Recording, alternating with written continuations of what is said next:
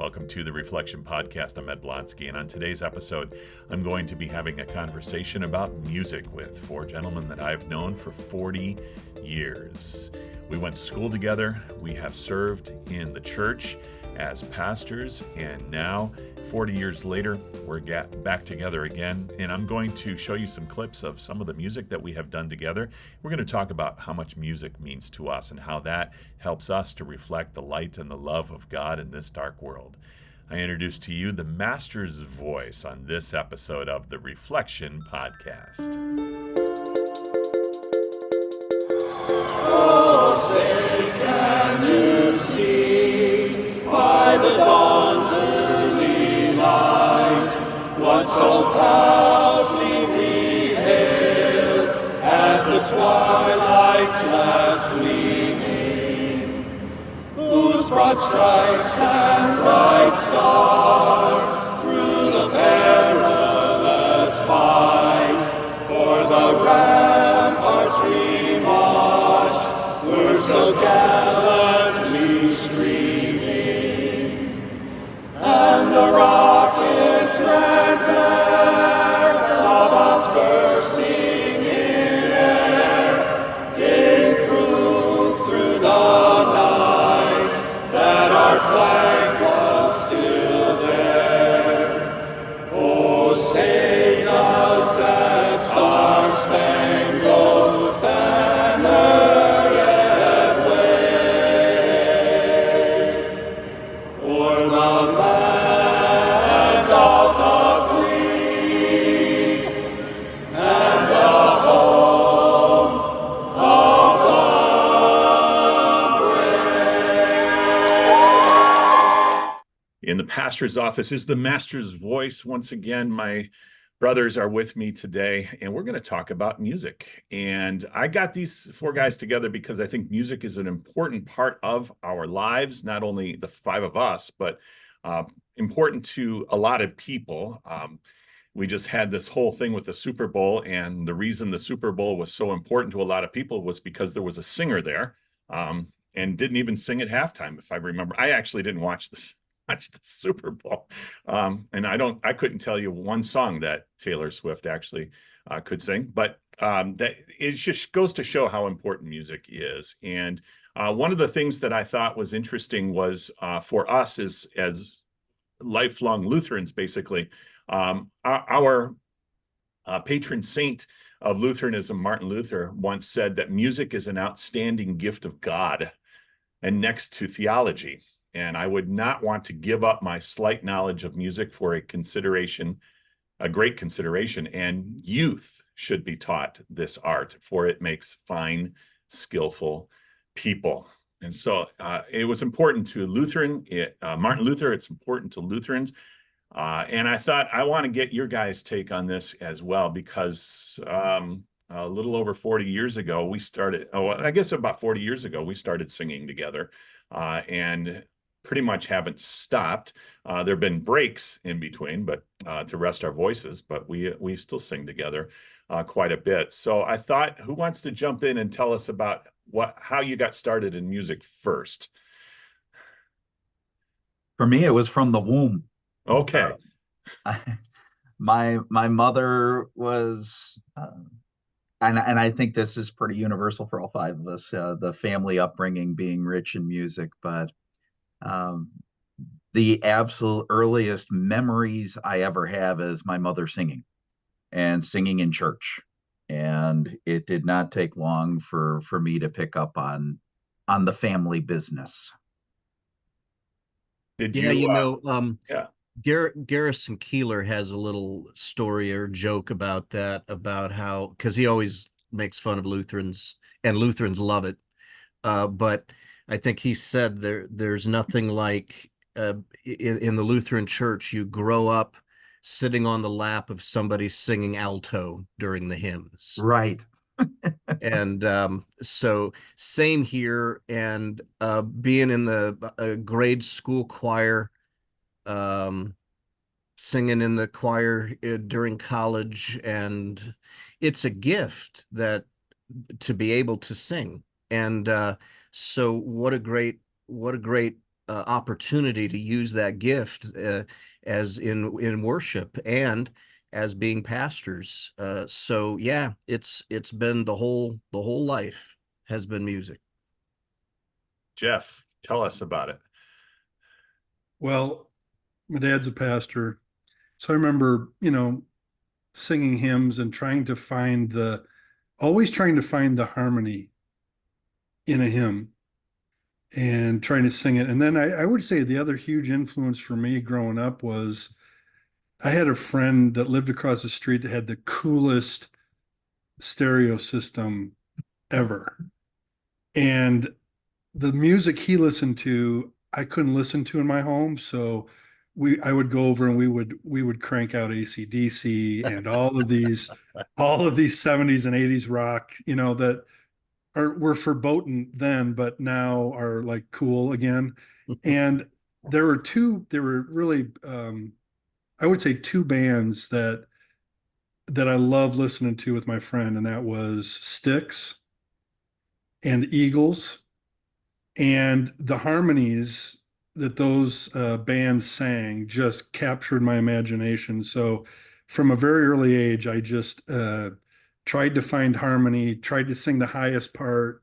Dennis DeYoung, the lead singer for Styx, I'd try to match his range. And for a while there, I could do that. Not anymore, but I could. The other thing I would say is in junior high, I took my paper route money and I bought my first trumpet. And so playing the trumpet was also a really important part of my growing up. And I just bought a new instrument 3 years ago, a really nice trumpet, and played again on Easter. So that was fun to continue to explore that gift as well. Mark, your last but not least. Yeah. And I heard Jeff talking about music and harmony, which is a uniting kind of word. And I also heard him, I went to go listen to music that I couldn't listen to in my home. So, that was my home too. And music can be kind of dividing thing too. So maybe we can talk about that at some point, since this is a kind of a church group. But yeah, my mom was a piano teacher, church organist. Her studio was in our home. So I heard music, constantly. And I also remember her singing prayers to me. Some of those great, Jesus, Savior, wash away all that has been wrong today. I am Jesus, little lamb. So really early roots. Yeah, choirs throughout my life, band, just very important part of who I am in my faith. I came to it late, I think, anyway. The earliest parts, my earliest memories of music was my cousin, who's the same age as me. She took piano lessons, and they actually had an organ, a small organ in their home, and she could play that. And I thought that was the most amazing thing I'd ever seen. And so I begged my parents to let me take lessons. That lasted about 6 months. Because they had this strange, my music teacher, my piano teacher had this strange fascination with practice, and I did not share that same enthusiasm. So I learned just enough to be able to read music notes, and that lasted about 6 months. But I did not have a musical family. My mother, she used music as a threat with us in church. She said if we didn't sing, she would louder. And that was a threat because my mother is tone deaf and cannot carry a tune in a bucket. And so that explains it. That's why I sing as loud as I do.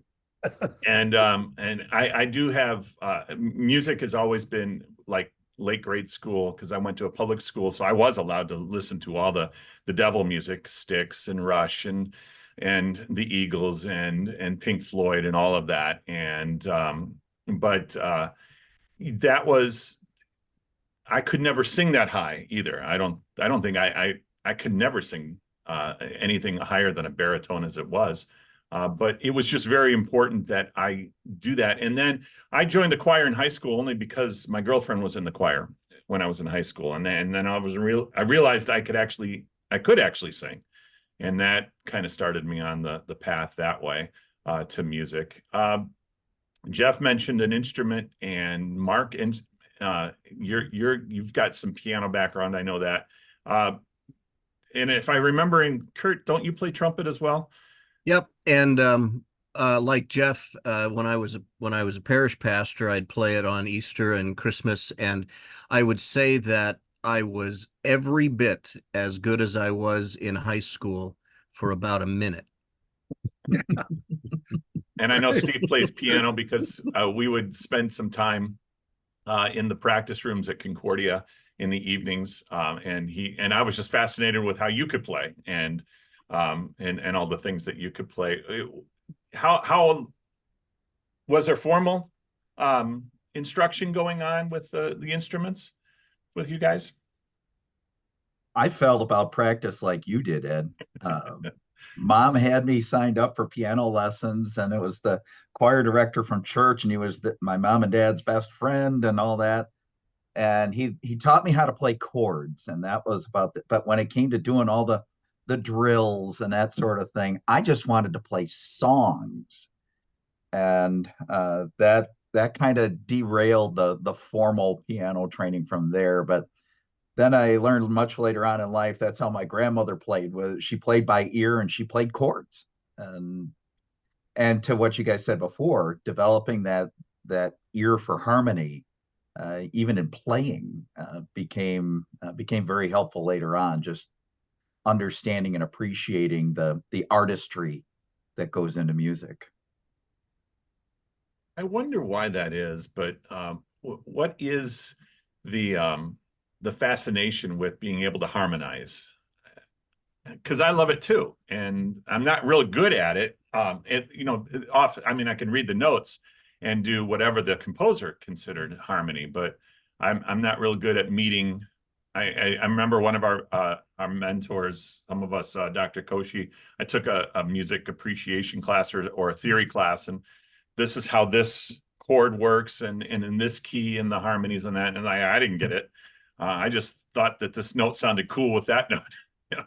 So, but I don't know. I don't know what it is. What I think it's a sign of, we're doing something a little bit different, but we're doing it the same. And it has some symbolism there. We don't all have to be the high sopranos or the deep basses. We can fill in here and there, and everybody is important. It makes a fuller sound when we do that. I think, honestly, there may be a little bit of pride involved. Hey, I can harmonize. I know how to do that. And I remember I'd always do that, kind of sing harmony in songs. And then I got a little older, and I realized not everybody wants to hear me do that, and I would just kind of sing the melody instead. So Don't be that guy, right? don't be that guy. Yeah, exactly. Exactly. And now it has a purely utilitarian need, because I can't hit those high notes, but I can just kind of, sing a third below, and I can, blend in at least, and I'm still singing. Yeah. I'm just trying. I could never hit the high notes, so I don't know what that means. What that feels like. I've been that guy. I've been around that guy.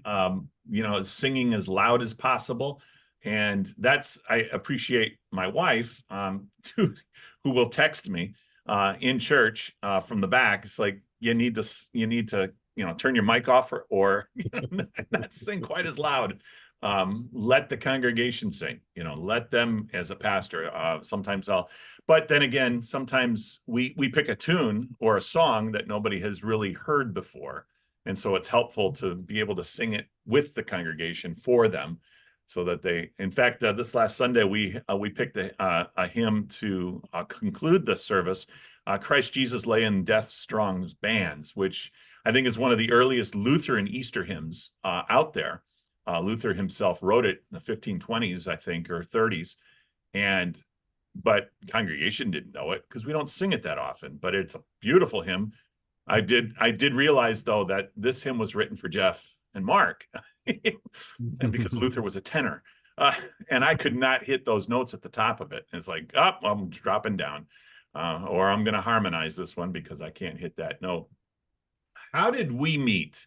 Or how did you guys meet? Because I came late to this party. You guys all, I think, knew each other before I got around 40 years ago. But how did you guys meet, and how did the music get involved in that? Iowa church camps. For those three, Ed, because I wasn't at the Iowa church camps. Okay. But And then there was a night here at college, here at Concordia, where I was on overnight security, and Jeff and Mark were roommates over in Wittenberg, and we're up late usually. So I'd walk over there, and one night just plopped down in their room, and we started singing. I believe Jesus in the Morning was maybe just about the first one that we sang together. And then we started doing weird things with the song.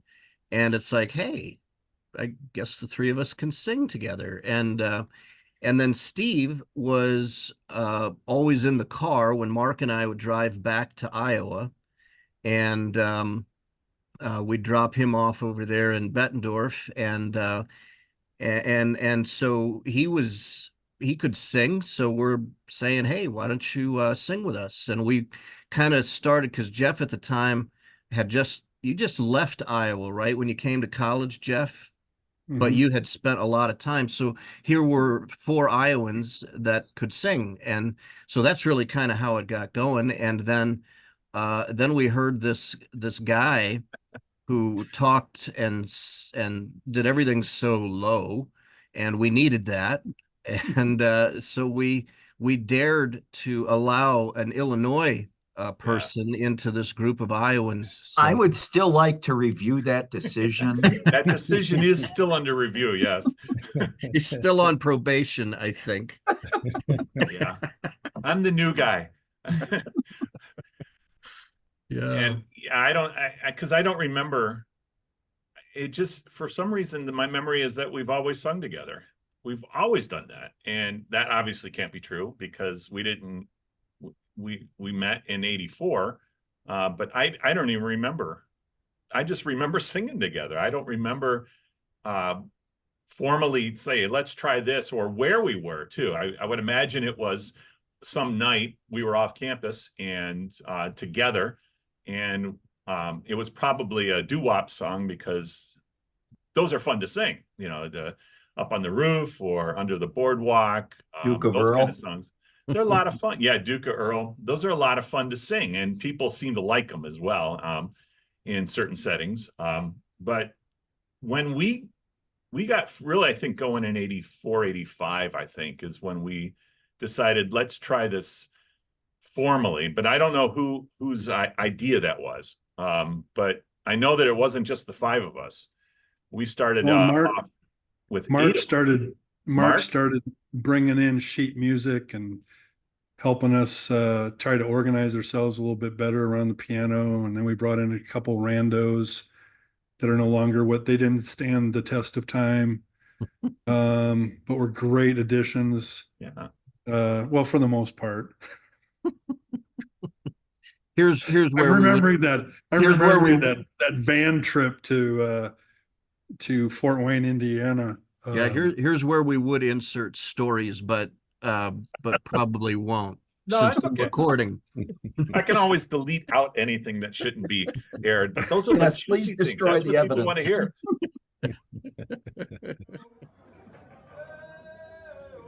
Me's a day, me's a day, me's a day, me's a day, me's a day, oh. Daylight come and me want to go home. Day, oh. Me's a day, me's a day, me's a day, me's a day, me's a day, oh. Daylight come and me want to go home. I'll work all night on drink of rum. Daylight come and me want to go home. Lord banana till the morning come. Daylight come and me want to go home. Load 6 and 7 and 8 and bunch. Daylight come and me wanna go home. 6 and 7 and 8 and bunch. Daylight come and me wanna go home. Day-o, Day-o. Daylight come and me wanna go home. day-o, Day-o. Daylight come and me wanna go home. a beautiful bunch of ripe banana. Daylight come and me wanna go home. Hides the deadly black tarantula. Daylight come and me wanna go home. Oh, come, Mr. Tallyman, tally me banana. Daylight come and me wanna go home. Come, Mr. Tallyman, tally me banana. Daylight come and me wanna go home. Day-o, Day-o. Daylight come and me wanna go home. day-o, Day-o. Daylight come and me wanna go home. Yeah, it was, and then we started being asked to sing. I think, guys, does this sound right? Maybe one of the first or so things we did was sing the national anthem at a basketball game or something like that here at Concordia, or a football game. And then I don't know if somebody got the bright idea or if we were actually asked to sing at a church, and we got money. We got money for that, to sing at a church. And so we're like, hey, we should do this. And We are a professional vocal group. That's Yes. right. so then we were spreading out. We sang. Usually the LWML groups, It Mhm. was Yeah, that's right. we were pretty popular with the ladies. That's right. That's one way to put it. I seem to remember Christmas time as well, caroling through the dorms. And then we have done that several times where we would sing, we rang up, worked up a bunch of Christmas stuff. Right. So Right. You lost that loving feeling in the cafeteria. Did that a Really? couple times. Yeah. Cafegimatorium, yeah, that was We Wow. sang at a campaign rally in Van Horn, Iowa. We sang at an Air Force ball, Dart ball banquet. dart. Dartball League of Milwaukee. I remember that. Remember that. That may have been the Oh, pinnacle. Well, I remember we also sang at the domes in Milwaukee, which is like an arboretum type of Right. thing. Oh yeah. Incredible acoustics in that That's right. place. So Right. I it was think, speaking of acoustically perfect. acoustics, I think where we got recognized, at least in my memory, was we'd go out into the sound bath Yes. area outside the vocal room at Concordia, and where those stairs go up to the old offices and the library, and we would just start singing, and people would start gathering in between classes or whatever, and like, wow, that sounds really good. So Mark got us kind of organized into a group, but we were a double quintet, a double quartet, I think it was. There was 8 of us. That would be yeah. Something like that. Right. Math, not my strong suit. So, but and that was a good 2 years, solid years. And then we tried. The reason that some of the guys fell off was because they didn't all go to seminary. Because in '88 we all were reunited at in St. Louis in school, and that's when we became the quintet that we are, and continued to do singing throughout the St. Louis area until I met, and I had known through my work at the radio station in St. Louis, Mark Eicher, who is the executive producer of the Lutheran Hour, and had gone down in the recording studio for something. Because we had gone down as a choir with one of the Concordia choirs and sang for the Lutheran Hour and recorded. And so he said, yeah, come on in on a Saturday and let's lay down some music. And that was something that I think that, talk about pinnacles, I think that was kind of the pinnacle of that era of singing for us, is when we were able to record, put down 14 tracks of songs, both Christians, hymns, as well as a bunch of secular stuff that we had worked up over the years. And that was just a lot of fun. And I think we sang at most of each other's weddings that we have been to. And you were all at my wedding, so I remember that distinctly. In fact, I have it on videotape. Not that I've ever watched it because, well, I'm a guy. I don't do that. But I still have the videotape of the wedding that we sang the benediction at. And I think benediction and the benediction and the national anthem are our two mainstays of what we have been able to do for 40 years. And the pinnacle of the national anthem, we've been able to sing it for 3 professional baseball team games, in 2, one in Chicago and 2 in Wisconsin, and finally reached, I think, the big time especially for some of you guys at the Milwaukee Brewers. It's not a big deal to me, but then again, what do I know? So. But you wore a Brewers shirt for I a did. day. I did wear a Brewers. Way to take one for the team. That's right. I still have it, still hanging in my closet. I don't think I've looked at it since. And I'm hoping I can get. I'll probably edit this recording and kind of put that in there, because I still have the video of that, and I can clip that in as part of the podcast itself, so people can actually hear what it sounds like, because singing over Zoom is never an easy proposition as it is. And if you do insert that clip, hopefully it'll be pointed out that we were so good when we sang the national anthem at the Brewers game. Everybody was standing. That's true. Right. We did get a standing ovation. That's right. Yeah. So what is it that how are you incorporating music in your lives today?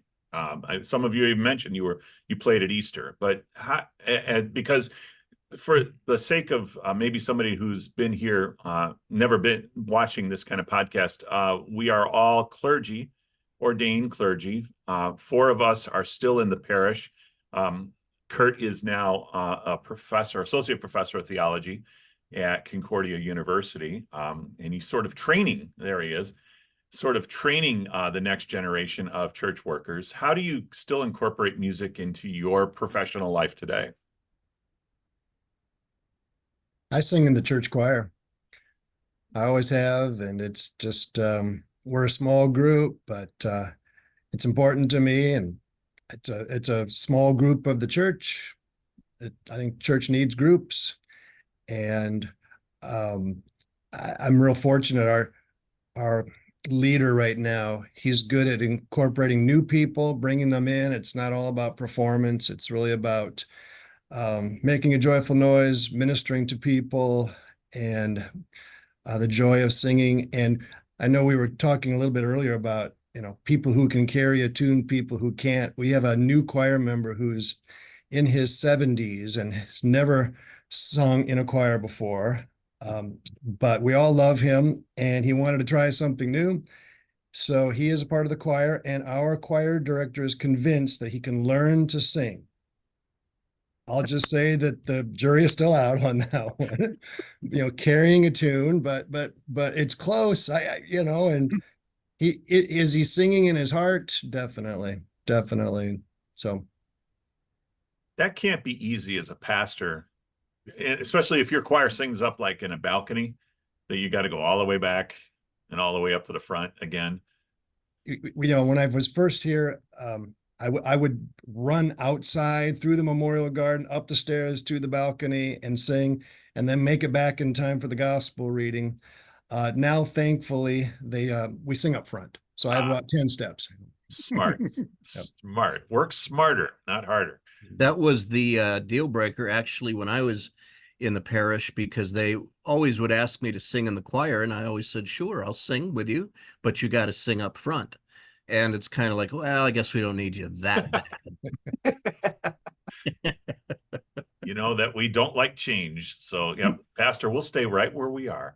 We had where I was a pastor before coming here, we were much more of a traditional liturgical, using the hymnal all the time type church. And there's a lot of great opportunities for the pastor to chant in those old services. And so I I would usually do that. And as we mentioned before, play the trumpet once in a while for services. Here at Concordia, there is opportunity to be in one of the choirs. I haven't done it, but what I do is I do feel, this may get us off track, that this generation needs to have more exposure to 80s music. And so prior to every class I teach, I'm always playing something from REO Speedwagon or Styx or something like that, and getting them introduced to music they've missed out on. That actually has caused me to be a judge at lip syncing contests here at Concordia. So I've done that a few times. So yeah, still some music going on. Good. We got robbed at Concordia when we were there. Yeah. We got robbed. I knew it was coming. By the pale pointers. Yeah. I love how Jeff has let things go after a while. He's been hanging on to Oh that. no. Oh no. No. You don't want to tell that story, do you, Jeff? I mean, that was legendary. There's no way we finished second. That's we were legendary. That was amazing. Lip syncing. I forget the song. Pat- Was it It was Shake Blues Your- Brothers. Pet Yeah. and Peeper. Oh man, they just, it was great. Unbelievable. Anyway, I digress. Well, Kurt Jeff, got you it. said you Kurt triggered me. You played your trumpet this last Easter, so a couple of weeks ago, Jeff. I did. We have this new member of our church who plays the trumpet, and she was relentless when she found out that I played. I wasn't going to play because I just don't need one more thing. And the chops are just not what they used to be. And it was going to take some time and effort to get back into playing shape, but she was relentless. And so I finally said yes. And then every day she would text me to ask if I'd practiced. And so we did it, and it was great. It was a lot of fun. I use an app called Tom Play, where you can put jazz or any kind of music for that matter on the TV and live cast it. And it'll play the song with background, and then it'll have the notes for the trumpet. And so you can just play jazz at home. It's really, really fun. So that's been fun. I was so much more involved with singing in worship teams and choirs. But my voice has been suffering in the last number of years, so I haven't been very active in singing. I try to sing the hymns, of course, or songs, and I find my frustrating voice breaking a lot, so I've pulled back on the singing. Getting some vocal therapy coming up in May, but hopefully can reclaim it. They promised me that I can with some work, so we'll see. Well, I certainly. I think professionally for music, my job at the church is to encourage the people who have the gifts and the passion to use those gifts and passion to lead worship. And so I've got a couple different worship teams that put together the worship services based on the theme. And they do a great job. And most of them are volunteers, which is incredible, the amount of investment they make to lead our worship teams. It's amazing how do you say this? How do I say this graciously? But we are in an era where there's just so much music out there, but people are I guess I'm saying this in a nice way, ignorant of music and the beauty of it and the power it can have, not just to make money or to be an influencer of type, but that how much music has influenced and how much music has meant to us as a human race, actually. As Luther says, music is a gift God has given to us. And I think it is part of our calling as men of God to encourage no matter what. I love that how Mark's choir is, it doesn't matter your experience level, just as long as you are praising God and want to try to do that. I think we should encourage that so much, especially young ones, that there is a way to express their faith, their love, who they are through the music. And I think we are the living examples of expressing ourselves in music. I know that Jeff is mentioned that he's struggling with his voice as we all are when we get older, I suppose. I know that I've had trouble, not to that extent, but I would be preaching all weekend and then try to sing as well. And I can't do both. I can't speak all weekend long and then also sing on top of it. Thankfully I don't have to do that now. We've got plenty of help here at my church where I can do one or the other. I don't have to do both anymore, but I want to. And what's the old Top Gun line? My mind is writing checks, my body can't cash. That I get that. And I'm hoping, Jeff, that you do get that kind of therapy, because I don't want your voice silenced. It's an incredible voice, and it cannot be silenced. Not yet. We're not done with you yet. Well, one of the things I was talking about with the therapist, when she started asking, so what kind of vocal training did you have? And the only vocal training I had was in college, and that was to sing. I can't remember her name, but she did some lessons in the vocal room. Greinke or Marlis, yeah, Marlis Greinke. Marlis.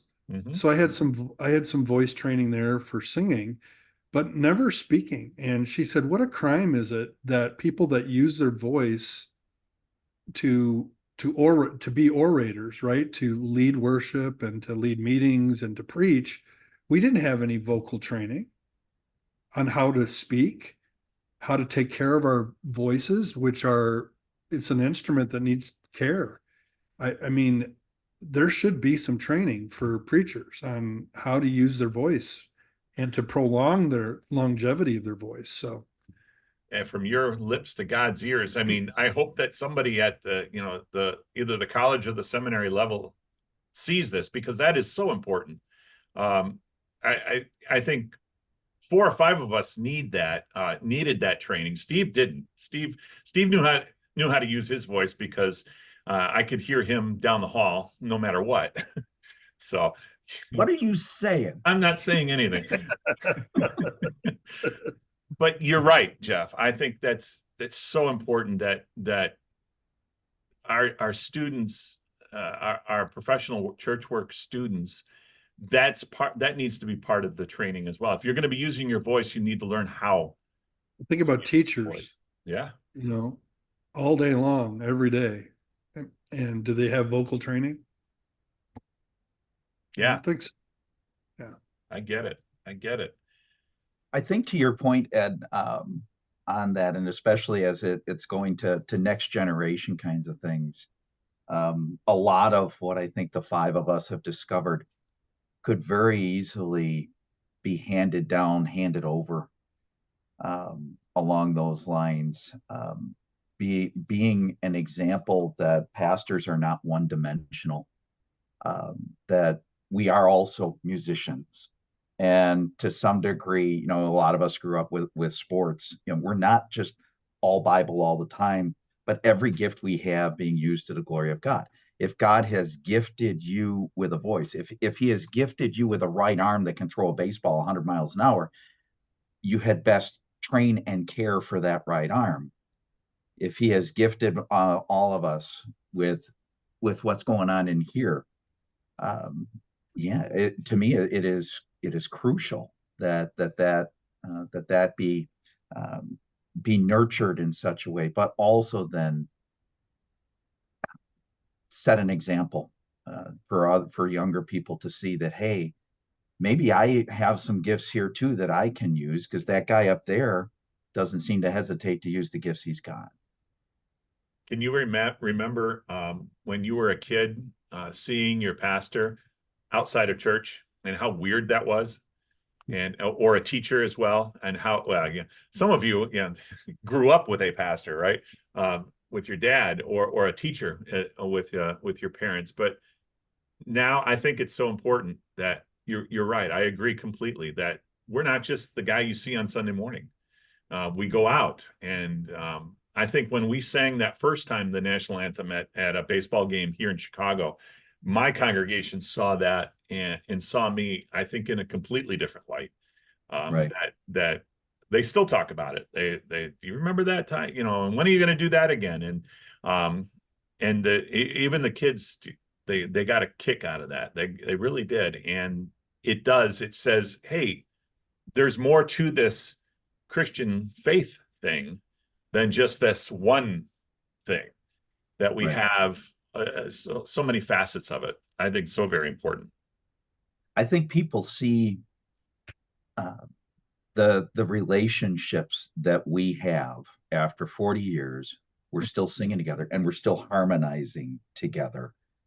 You know, the most precious relationships I can remember, you know, with my mom, with you guys, now with my daughter, who is singing at her church and singing harmony all the time. The music leaders are stunned. Well, we got to give Aaron a lead part. No, Aaron lives to harmonize. But you know, that goes back to the harmony thing we started on. There's that connectedness that we feed off of each other. And we've been doing this for 40 years. We harmonize not just musically or vocally. We harmonize spiritually. We harmonize emotionally. That's why the five of us, I think, are still sitting here having a Zoom. We can just look at each other as we sit in our semicircle and sing and know exactly what we're supposed to do next. You know, try this and just raise an eyebrow or you know, give a little smirk, and we know exactly what to do next with what we're doing. Let me ask you this, and I think that one of you has the answer. What was the first song that really started us off as a group? What was that first piece of music?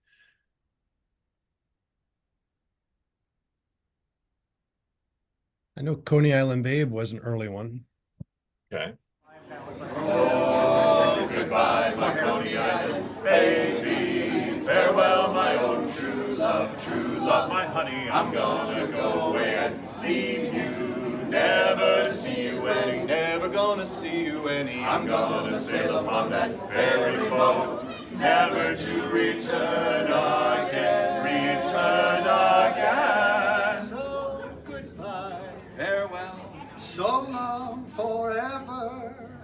Boom, boom. Goodbye, my Coney Island. Goodbye, my Coney Island. Goodbye, my Coney Island. We all fall for some girl that dresses neat, some girl that's got big feet. We meet her on the street, then we'll join the army of merry boobs to the altar. Just like leading lambs to slaughter. When it's over, oh boy, we get good. Bachelor days we then recall, Rich man, poor man, beggar man, thief, doctor, lawyer, merchant, chief.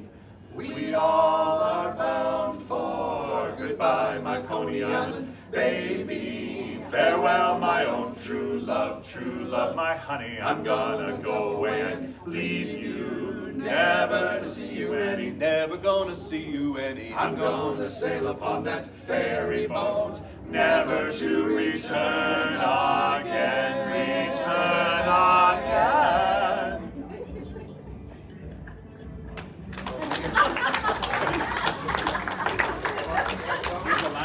So, goodbye, farewell, so long, forever. Goodbye, my Coney Island. Goodbye, my Coney Island. Goodbye, my Coney Island. Goodbye, my Coney Island. What is your favorite music now? When you think of music, today in 2024, I don't even know what I'm asking. You know, it could be a favorite piece of music, but what do you see as important, maybe for the church or for the world, that music can play a part in today? I have such an eclectic, minus old country and rap and grunge. I don't listen to those, but pretty much everything else. And it's a mood setter for me, music is. And I think in my own devotional life, music has become really important. And that's very eclectic too, from using a pray as you go app with a lot of Irish choral music in there to help set the tone, to uh, Worship 24/7, which is an app that I use to listen, and that's more contemporary. It just kind of depends, but I think music can set the tone. It can deliver a lyric that cements scripture in your brain and in your heart. There's a lot of great new artists that are just singing scripture, and it lands in my heart and it sticks. So that's how I tend to use it these days. And we know Kurt likes the 80s, so Well, what I was going to say is, you know how I think music too, especially if it's nostalgic music, kind of takes you back to where you were when you were listening to that. I know I was on a long drive this weekend and I was playing stuff that I listen to now, more modern stuff, but then I threw on some Neil Diamond and all of a sudden I'm back in high school. And Hello again. oh yeah. And but but isn't that true as well when we do expose ourselves to the sacred music? And does it take us back to where we were when we were singing that and when we were hearing it, whether it's the old hymns that bring us back to our childhood growing up in the church, or some of the praise songs that we sing today? When we're outside of the church and we listen to that, maybe that helps us get that frame of mind of where we usually are when we hear that or sing that. I could put that to the test right now, Kurt, for you. I could just sing this little clip. Oh, Joker Man. And once again, there is a story that I guess we won't but it's for us, right? Right. But all I got to do is sing that little line, and can see right where we are. I am there. I am there, suspended in air. At this point, Ed, you had said where are we at now with music, and whether it's in worship or sitting at the sports bar up the road, I like the upbeat, joyful, those type songs. I always say when I'm playing the jukebox, no rap, no sap, no crap. And toward that end, I like the things that get you tapping, and it's therapeutic because and music speaks to every human emotion there is. But in my mind right now, there is such a need for joy and for hope, and I would even say for energy. That's what speaks to me. That's what resonates right now. And I've told our organists, when we have our traditional service and you're playing the hymns, please put a little joy and energy even into the hymns, because if you drag them out so slow, it's okay to have tempo with hymns, but also with our praise team. I love the energy. It can't all be that, I know that, but that's where me and my heart are at. It's been a long time since I've read The Magician's Nephew by C.S. Lewis, but I seem to remember that C.S. Lewis describes the creation of the world in that book as Aslan creating the world, but he's singing it into existence. In Genesis, it talks about God spoke and all this came into being, but C.S. Lewis's take was that God sung it into existence. He was taking that, and I think that I can believe that music is something that is used to create something. I mean, it created an incredible friendship with the five of us. Everything that we are as friends, as brothers, is basically around music, and all kinds of different music, except for the rap.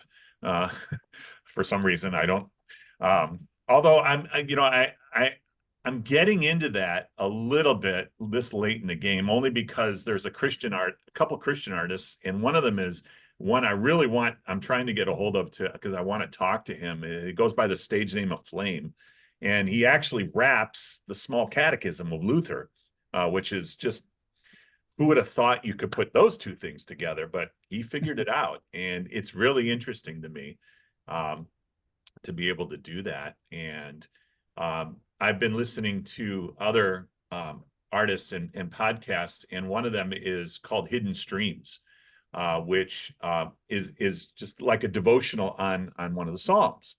But they use John Andrew Schreiner is the musician, the composer of the music, and then they put the words of the Psalms to his music, and it's straight out of Scripture.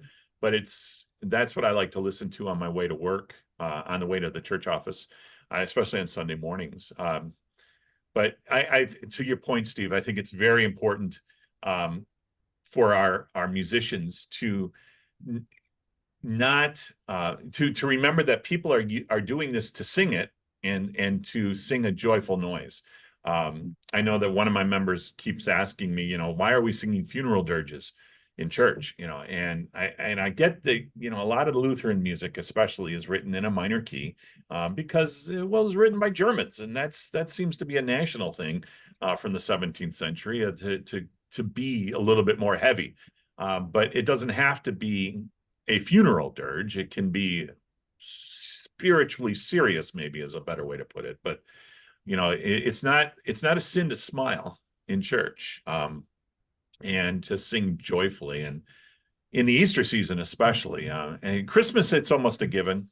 We're going to sing joyful music, but Easter, it's almost required that you're going to have to sing some joy, because the message is so important. Let me give you guys the last word in this conversation on music, and anything that you wanted to make sure that we were talking about. Yeah, we sing music in a minor key because we're not happy all the time. There are some sad things in life, and music reflects that. When our Lord went to the cross, ultimately, it was a Good Friday, but at the time, it was death, and just the fact that there had to be such pain, reflects back on our sins. And so I think some of the church's most beautiful music is in a minor key, and it's not necessarily a funeral dirge. It's an expression of getting through pain and the Lord being there. So, and the other thought I had was that music on its own is beautiful. I mean, Luther was clear on that. It doesn't have to be church music. It could be music, which is a gift from God and the Lord. And, our group, we've sung a lot of what we would just call secular songs that, don't really have anything to do with the gospel, other than maybe an expression of joy. But, the church has a task to convey the word, and music can help to convey the word. Ultimately, it's the word which speaks. Music gets tied into emotion, and the word is much more clear. The Psalms that we have in the Scripture are the word of God, and there's a hint that they were sung. I'm sure they were, but the people of God didn't feel the need to bring forth the melody and all of that. It's not about the music ultimately. It's about the message that is given. So I just think keeping those things in tension in the church helps to make it not just about the music, but about the Word of God. That's well said, Mark. Well said. I think that Mark touched on something that, the Psalms seem to be written to be sung, but they didn't preserve for us the melodies that they had originally sung them to. And I think that as you're saying that, I'm thinking, well, that's because I think maybe God meant for us to all come up with our own melody as it comes to us. Mm-hmm. And maybe that's something we lost along the way.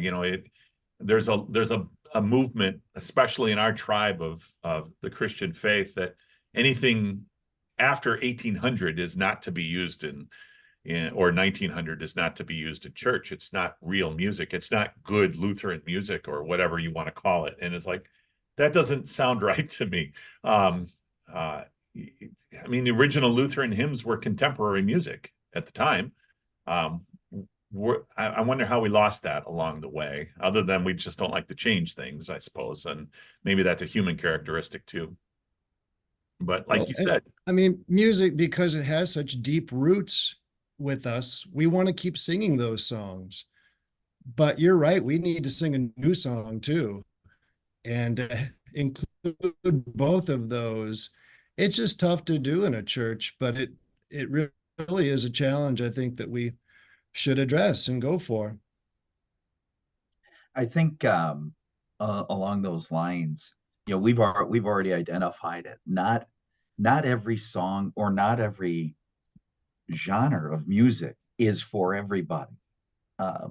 We had our now retired choir director really impressed upon me that point once. She trained music degrees all over the place, and she, at what was she, 70 years old, listened to everything: rap, hip hop, heavy metal. Wherever there was music, she was listening to it, trying to absorb what the artist and the composer were trying to put forth. And I tried it. I can't get there. Where I think it saddens me is when anyone, either in our tribe or in the kingdom, tells someone else, my music is right and yours is wrong. Mine is good, yours is bad. I couldn't stand when my dad used to force me to listen to country music on the radio because he was driving the car. And so, so I would have to listen to all of that, 70s and early 80s country stuff. I resented that at the time. I don't want to do that now either. I don't want to tell someone else that if they like the rap, what Flame is doing, for instance, or Skillet is coming in concert to our town this summer. And my nephew, who is about to be ordained into pastoral ministry, loves Skillet. That's heavy metal. I listen to him. Can't do it, but I'm not going to tell him his music is wrong or bad or somehow it's satanic. And I think there's a few folks maybe that they want everyone to sing the same song, and perhaps even losing some of the harmony that goes with it. I think that's the title of this episode, because as you're saying, yeah, if we're all singing the same tune, where is the harmony? And if there's no harmony, I get it. People will say, well, that's unity. But I don't think that's, everybody's favorite music has harmony in it. And that's what's the unifying factor of it. Right. That we're all singing slightly different things. I get that. That's a good point. Okay, gentlemen, I think that's enough for now. We've inflicted upon our audience enough for this time around. We did talk about music today. I am going to have these guys come back at another time, and we're going to talk about other things. Maybe we'll talk about being in the church. And then I think we can also talk about how we got to this point as well sometime down the road. But we'll save that for a discussion for another time. Thank you, my brothers. I appreciate you being here with me today. And if anybody is interested, go ahead and like the podcast, share it, and let us know in the comments what you thought about this. Tell us how we're wrong too, and tell us where we got to get on the right boat. So appreciate it. Thank you, gentlemen. God's blessings to you. We'll talk to you soon. Thanks, Love you guys. Thanks, Ed. Thank you, guys. Good to see you guys.